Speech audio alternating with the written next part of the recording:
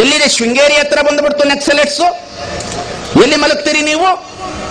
ಯಾವ ರೀತಿಯಲ್ಲಿ ಜೀವನ ಮಾಡ್ತಾ ಇದ್ದೇವೆ ನಾವು?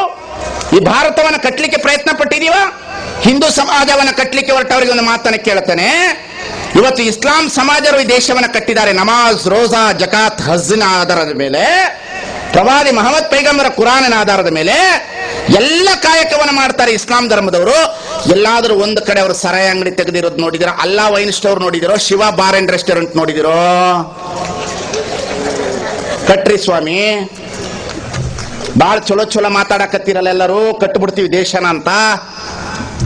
ರೇಣುಕಾ ಬಾರ್ ಅಂಡ್ ರೆಸ್ಟೋರೆಂಟ್ ಅಂತ ಐತೋ, ಜೈ ಭವಾನಿ ಮಠನ್ ಖಾನಾವಳಿ ಅಂತ ಐತೋ, ವೆಂಕಟೇಶ್ವರ ವೈನ್ ಅಂತ ಐತೋ, ಏನ್ರಿ ಅವರು ದೇಸಾಯಿ ಅವರ ದುರ್ಗಮ್ಮ ವೈನ್ ಸ್ಟೋರ್. ವಾ ಅಬ್ಬಾ, ಇನ್ನು ಇದೊಂದು ಚಲೋ ಹೇಳ್ಕೊಟ್ರು ನನಗೆ. ಸ್ವಾಮಿ, ಇಸ್ಲಾಮರು ಎಲ್ಲಿವರೆಗೂ ಅವರ ಯುವಕರಿಗೆ ಬಿಟ್ಟಿಲ್ಲ. ನಿಮ್ಮ ಯುವಕರು ಕುಡಿತಾ ಇದ್ದಾರೆ, ನಿಮ್ಮ ಮನೆಗಳು ಬಾರ್ ಆಗಿದೆ. ಒಂದು ಊರಿಗೆ 10 ರಿಂದ 20 ಜನ ಏಡ್ಸ್ ರೋಗಿಗಳಿದ್ದಾರೆ. ಚಾಟ್ ಸೆಂಟರ್ಗಳ ಮುಖಾಂತರ ನಿಮ್ಮ ಮಕ್ಕಳು ಹಾಳಾಗ್ತಾ ಇದ್ದಾರೆ. ಗೂಗಲ್ ಓಪನ್ ಆಗ್ತಾ ಇದೆ. ಜಗತ್ತಿನ ವಿದ್ಯಮಾನಗಳು ಇವತ್ತು ಒಂದು ಸಣ್ಣ ಮೊಬೈಲ್ನಲ್ಲಿ ಸಿಕ್ಕುತ್ತೆ.